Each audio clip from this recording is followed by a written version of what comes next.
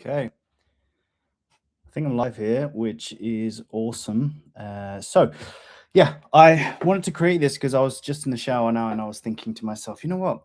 I'm just going to go live. I've never really been live before. So if anyone does tune in, that would be awesome. But what I'm going to be doing today is from start to finish, essentially, whether it was a student of ours for myself, I'm going to show you how to lose your first kilo. And I'm going to do it very raw. So it's not even going to be done through any of my resources, completely done from scratch.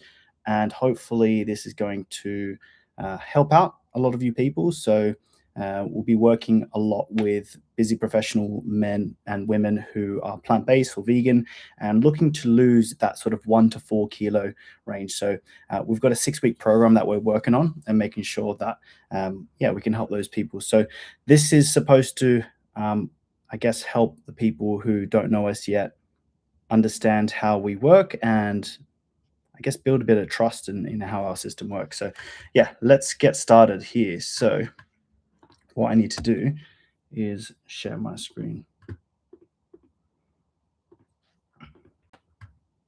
Whoa, here we go.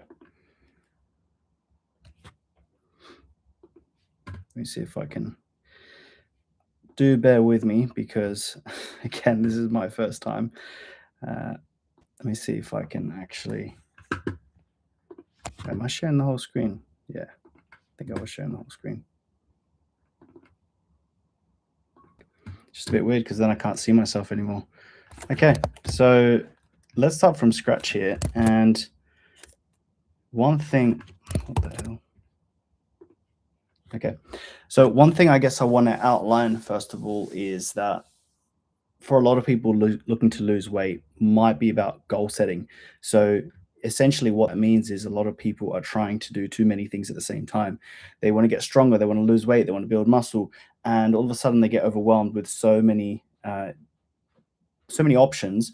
They tend to get like sort of over analysis paralysis, where it's just like, oh my god, there's too many things going on. What you need to realize, especially if you're a beginner, is that a lot of the metrics for your fitness goals are going to improve regardless. So what you're better off doing is just focusing and prioritizing just one.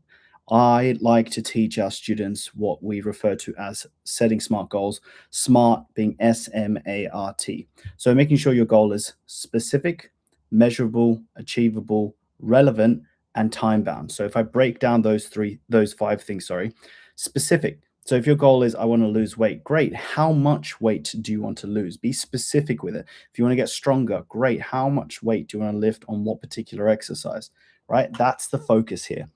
Uh, SM, so M, making it measurable, very closely tied into what I just mentioned on the specificity. So making it measurable. So if you want to go from a size small to a size large because you want to fill out your shirts, or vice versa, you're quite a large waist size at the moment, you want to slim that down, you want to make that measurable. You want to be able to look at the past and say, this is where I was and this is where I am now. Achievable, again, making sure that you have something achievable. If you are a complete beginner and you want to run your first marathon in 4 weeks time, it's not very achievable. You need to give yourself enough time, or even more like physique related. So if you want to jump on stage and you've never touched the weights room before, you probably need to build your confidence first in the gym, build some more muscle, and then you can discuss that. Next is R for relevant. So making sure that your goal is relevant. So your training and your nutrition is relevant to what your goal is. So if you're looking to become a weightlifter and all you're doing is running at the moment, it's not very relevant to your goal. And same vice versa. If you're just want to run your first marathon, doing a bunch of weight training is probably not going to help you too much compared to if you were just doing a lot more running and focusing there. Last but not least, of course, I want to make sure that you understand T. T is for time bound. So making sure that you understand that you want to set time limits to meet those goals that we've discussed so far. So if you want to drop a dress size, if you want to drop a waist size, go from a size small to a size medium, in what specific timeline do you do you want that? So be realistic, but again, you don't have to get too caught up in thinking, oh, I don't know, is it going to take 63.5 days? No, it's just give yourself a rough timeline of what is realistic and sustainable for you and stick to that. So time bound, very important. So a lot of the focus in this particular video is about losing 1 kilo or 1 to 4 kilos for a lot of people. We first want to figure out how many calories is 1 gram, sorry, how many calories is 1 kilogram of fat? Because what we don't want to be doing is losing muscle in the process. If you want to lose 1 kilo very quickly, a nice trip to the bathroom might be enough for you. So what I'll do here is type in to Google. All right, let me share my screen again here. I really hope this is working. We're going to figure this out in a second. So here, what I'm going to type into Google, how many calories in 1 kilo of fat. So here is about 7,700 calories. So what we need to realize here is that 7,700 calories is how many calories we need to burn over a prolonged period of time. So considering the average person is consuming, let's say, 2,000 calories a day, that is going to be close to 4 days of calories consumed. So your options are going to range between not eating for 4 days or being in a small calorie deficit over a prolonged period of time. You could lose a kilo over a year in a very sustainable calorie deficit, which is going to be just a few calories. So what we want to realize is that, okay, great. Now I understand what's it going to take to lose that much body fat from my body. And again, key importance here is that this is all theoretical.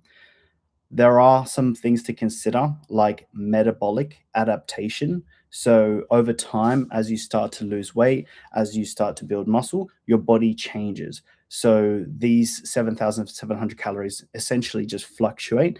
But again, this is all theoretical, and don't need to overthink this too much. What I'm going to do now is go back to my tab here. I'll share this again. And we'll go calorie calculator.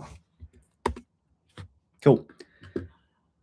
This is one I literally just Googled. You don't need to overcomplicate this again too much. We have our own calorie calculator, but to be honest, they're all going to be the same thing. And one, again, key thing to consider here is that this is all, again, theoretical.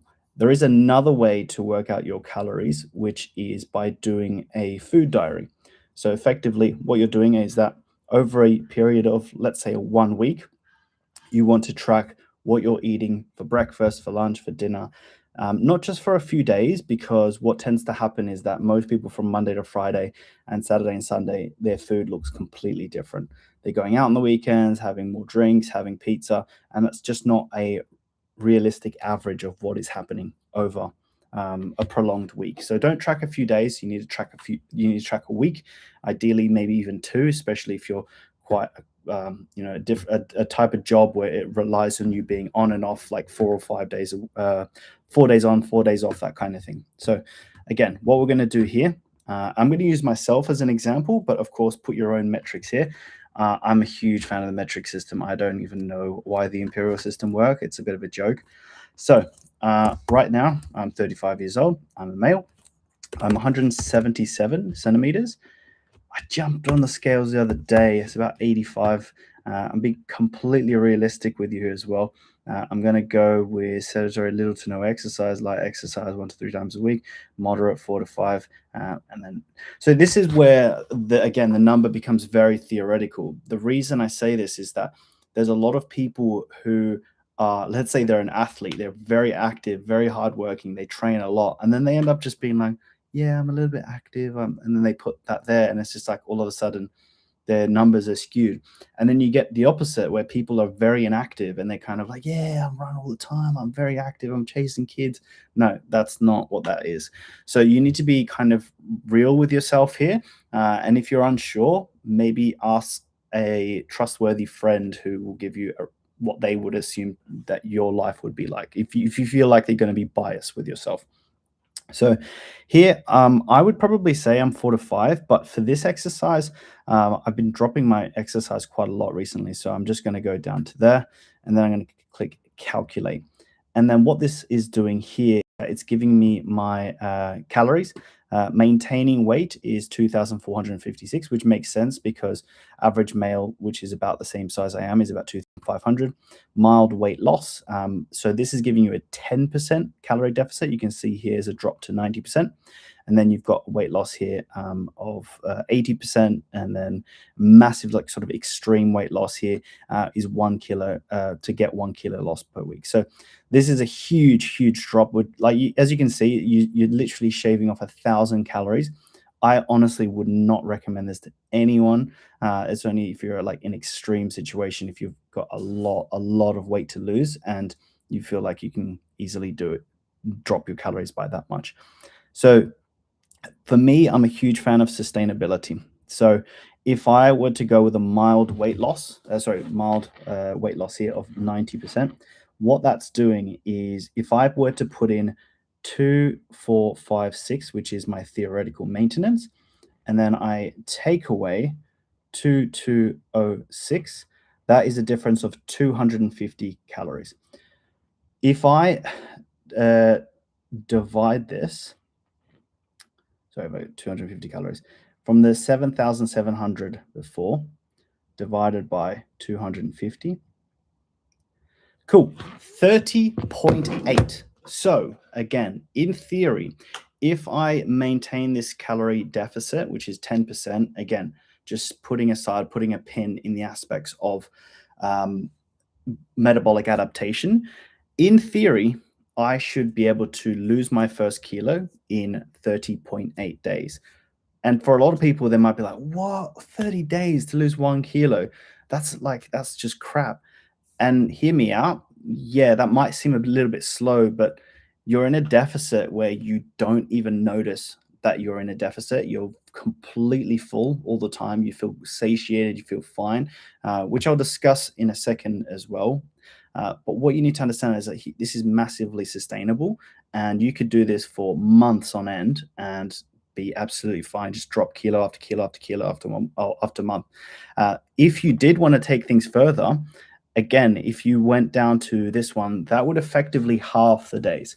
So in 2 weeks, in literally 2 weeks, you've lost a kilo in not just a sustainable way, but even potentially built muscle in that process, assuming you have been training with some form of resistance training, which I'll touch on in a second, because right now we're just focusing a lot more on the calorie intake. So in summary, I know I've been talking for a long time here, but we're live. I've got no one else to talk to. What we need to realize is that your weight or your body weight is determined by eating in a calorie surplus, in a calorie maintenance, or in a calorie deficit. For this particular video, we're talking about losing weight. How long will it take for you to lose 1 kilo? I would say most people can comfortably lose weight in about 2 to 4 weeks. And you could even assume that even further, especially if you're building muscle. So a lot of body recomposition during that process. So again, you could take it even further and just go down to 60% here, and that'll just take a week. I don't recommend it for another reason, which is you're going to be very low on energy, not going to be able to resistance train, and you probably lose muscle in the process again there as well. So let's just jump in here. God, this is really annoying. Okay, cool. So I hope that's all kind of making sense so far. I wanted to make sure that from start to finish, this is all making sense. So first thing to consider is setting your SMART goals, making sure that your goals are specific, measurable, achievable, relevant, and time-bound. And from there, you need to determine your calories. And you can do that practically by doing a food diary. Of course, that is going to assume that's what your calorie maintenance is. Again, gives you very realistic numbers, but it does take a lot more time because you have to do your food diary. Second option you have is to use a calorie calculator, which is what I've just showed you there. And we're not talking about macros or anything specific just yet. I want you to still consume the foods that you're typically consuming now. You're just going to make sure that your calories are within the range that they need to be. So again, assuming 2,500-ish calorie, we're dropping 10%, 2,250, boom. We're all set. Keep doing what you're doing. Just keep an eye on those calories. One thing to really consider And I'll do this actually based off I'm going to Google this as well now as well. Google this too. Have a look here. So if I go to nutritional priority,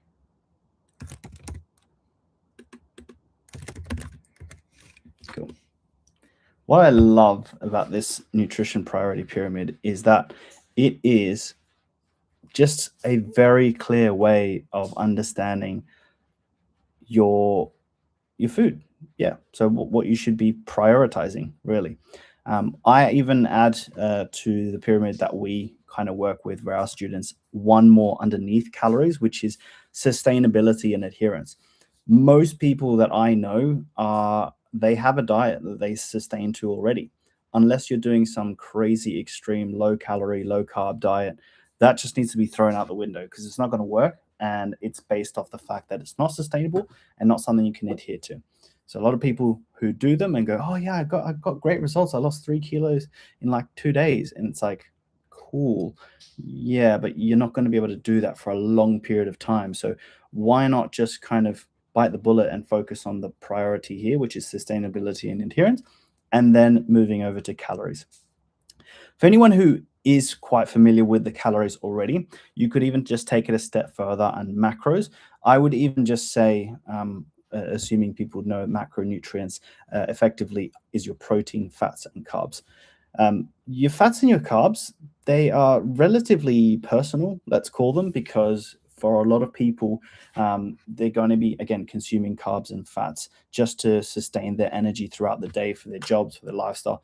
So what you would prioritize then is your protein within your calories. So easiest way to explain that is that you have your calories, and then within that, you're going to have your protein, which I would recommend you keep it between 1 to 2 kilograms of body weight. If your goal is to lose weight, in this instance, aim for the higher end just for satiating purposes. So for me, again, 85 kilos, I'm looking around the 170 gram mark. So 170 grams, what would that look like without the day? Let's discuss that.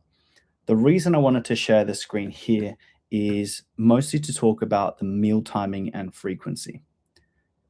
I'm really concerned that my screen is not being, that is being shared. Okay, cool. I think it was, is like meal timing and frequency. So what I mean by that is, again, similar to sustainability and adherence, we all have different jobs. We all have different lifestyles. We all prefer foods at different times of the day. And even if you don't have a preference, there is a conversation of how many is going to be optimal. In theory, you can do everything in one meal a day.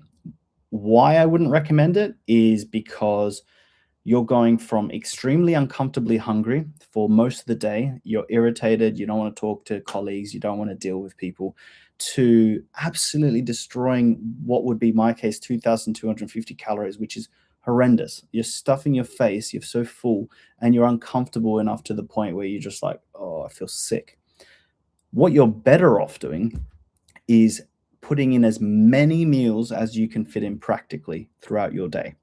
So if you're having 3 meals a day, see if you can get away with 4 and maybe eventually even consider 5. This isn't to say there's any sort of like extra thermic effect or any sort of special reasoning. It's none of that. It simply has to do with the fact that you don't have any of those massive highs and massive dips. You're just consistently like satiated. You're not full, you're not hungry, you're just comfortable. It also gives you a nice opportunity to have multiple Tupperwares that are smaller, more compact, that kind of thing, rather than just having one massive or a few massive ones to deal with.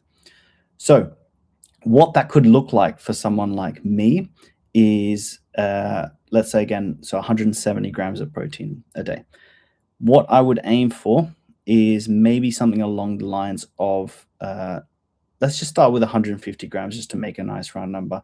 I'm going to give myself 3 meals a day just because that's typically what I'm at the moment. But then there's going to be that extra 20 at the end. So we're looking at around 50 grams of protein per meal. It's absolutely fine. It's going to be relatively easy, and you want to focus on those high protein plant-based sources. So let's have a look at them as well. So high protein plant-based food. Cool. So again, you have such an array of options here. One thing to consider is that a lot of content around high protein plant-based foods, while they do appear to have a high protein content, they actually have a lot higher fats or carbs. So what I want you to consider more are these sort of true high protein plant-based sources. So let's have a look actually here. Perfect. Seitan, tofu, tempeh. I wouldn't put lentils in this category, and I wouldn't put beans. So these ones for sure. And then you can go as far as things like TVP. Trying to think of some other ones as well here as well. But basically, what we want to do is find the protein sources which are going to make you feel relatively full. And you can even add protein powders if you need to as well. So I'm a huge fan of seitan and tofu. I also have protein powder in my breakfast in the morning. So what I could do is have 50 grams of protein with breakfast, 50 grams of protein with lunch, and 50 grams of protein with dinner, as well as have 20 grams of protein throughout the day there. So I know a Huel shake, for example, is like 20 grams of protein too, which I think is pretty good, all things considered. So that's the sort of protein aspect there. The reason, again, I go back here is the meal timing and frequency aspect. Rather than having these ups and lows with your protein and with the sizes of your meals, again, having them sort of balanced throughout the day, rather than having like 1,000-calorie meal and then a 200-calorie meal, just have something that's like 600 and 600, and it's the same amount of calories, just to give you an example there. So meal timing frequency, if I'm having let's say 2,200. I'm actually going to take it a step further here as well. 2,250, and bear with me here.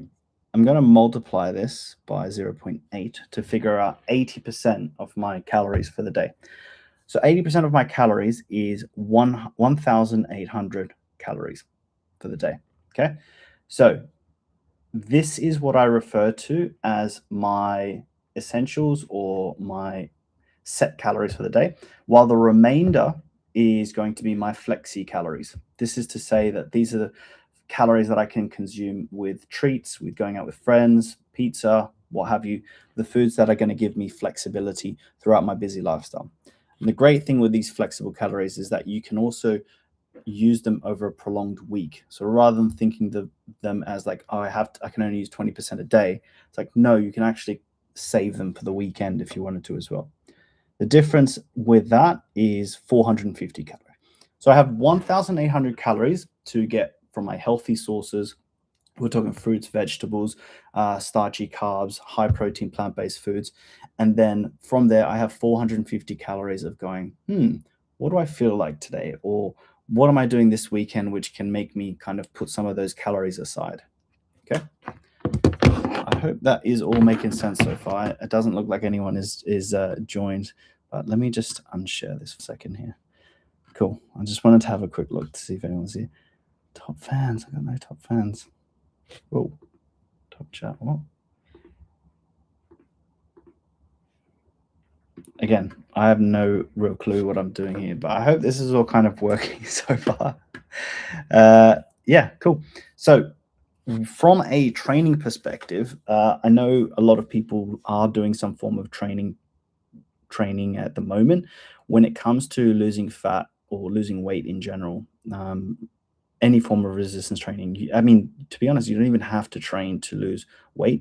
But the reason I would recommend it is muscle is going to be a massive contributing factor to benefiting you, not just with your weight loss journey, but just a long, healthy life. The more muscle someone has, generally speaking, the better life that they're going to have.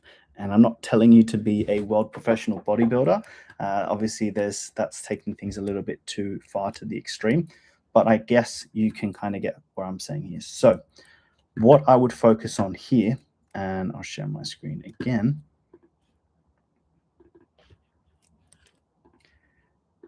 You could go onto something like simple and easy full body workout 3 times per week. Now, if you're doing 3 times a week already, or if you're doing 4 times a week already, going down or going backwards from where you are isn't going to help you much at all. But look what I've done here. Full body routine, legs, chest, back, shoulders, arm, core. Cool. Week schedule, Monday, Thursday, Tuesday, Wednesday. Cool. This is giving you an understanding of how simple and easy it is to do. Not only that, there's plenty of information online. Of course, we can provide you with training programs as well. I think we've got some inside of our community. So this is going to be like really, really simple stuff. And all you need to do, especially for the first few weeks, which we discussed today, is going to take you between 2 weeks to 30 days to actually lose your first kilo sustainably and not even feel like you've made any effort whatsoever. So just you're going to do that very, very quickly. Imagine that like in 1 month maximum, you're just following such a versatile routine. A huge thing when it comes to resistance training is that don't get too bogged down or too kind of, I guess, obsessed with the type of exercise that you're doing. What's probably more important is that you're pushing yourself to a limit which is actually creating physiological change. So if you're doing an exercise because you've never done it before and you're just getting used to it, cool, get used to it, get a bit of a few warm-up sets done. But from there, you need to really be pushing your muscles to a very, very close to failure. Let's say, I want to say this in a way that you don't feel like you have to be a professional athlete where you're killing yourself in the gym. But what you do need to realize is you need to get at least 5 reps from failure. And that's very hard to measure. That's very hard to it's very hard to determine, because a lot of people in their mind, they'll be like, yeah, that's 5 reps from failure. When in fact, if someone, again, this is metaphorical, is put a gun to your head and say, hey, do 10 more. And they did 10 more, cool. So that's not true. So we need to actually start learning about how far you can get to failure. My suggestion for a lot of people is push it to a limit you feel comfortable with. You're looking somewhere between 1 to 2 reps from failure. And I say that because, again, gun to your head, you probably could do more. So that's how we know you're actually seeing some real change. Did I get a like? What is that? All right, cool. I think we got a like. It's probably like the first like we've had in this whole channel ever. But yeah, again, this is all kind of something to consider. One last thing before I go, because this is about 30 minutes in so far, I want to show you a really, really cool app that I see a lot of people using. Actually, 2 apps. One of them is called Cronometer, and Cronometer is really, really awesome. It is a really powerful tool that is designed to help you track your calories. So, oops, don't know if I can swear on here. But anyway, I think you can kind of get an aspect from the image here. Let me see. I actually want to see if I can log in, because this is going to be really annoying if I can't. Hold on.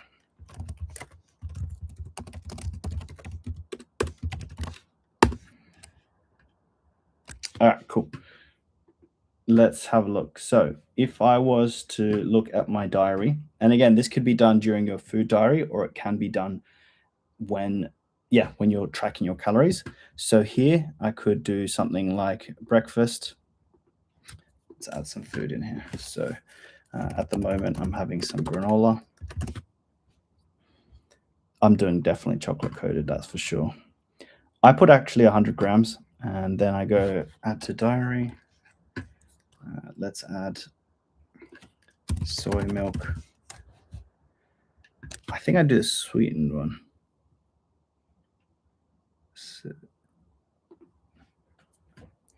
So I don't use any of these measurements that here. So I know for a fact I put 250. Add to diary there.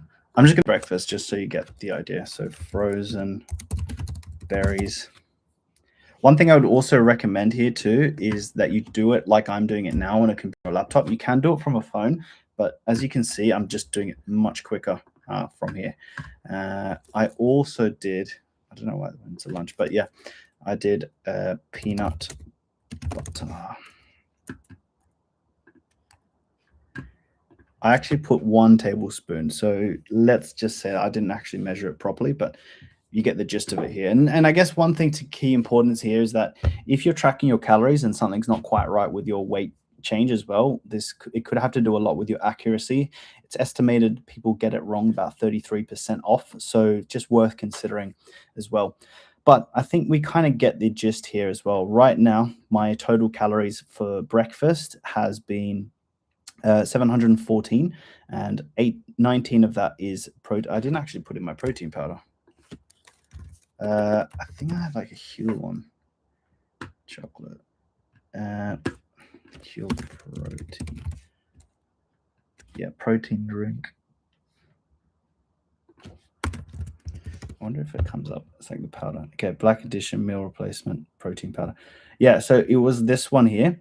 It was chocolate flavor though, so let's just do that. That's fine. I think the thing is going to be the same. Let's go grams. I think it's like a 30-gram scoop. But again, you can just determine this all done. So here, 32.4 grams of protein is a good indication for me that I could up my protein if I'm, again, having 3 meals a day. But actually, I do probably have closer to like 4 meals a day as well as some snacks. So I'm not really too concerned about that. And even if I did multiply that by 3 meals in the day, we're looking close to the 100-gram mark, which is well between that 1 to 2 gram. 1 to 2 grams per day. So that's something to consider. This is, again, just an example so far. The other app I wanted to show you is Eat This Much. And this one is really cool as well, because from here, what you can do is essentially, I wonder if I can do it. If I go here, vegan, I want to eat 2,250 calories.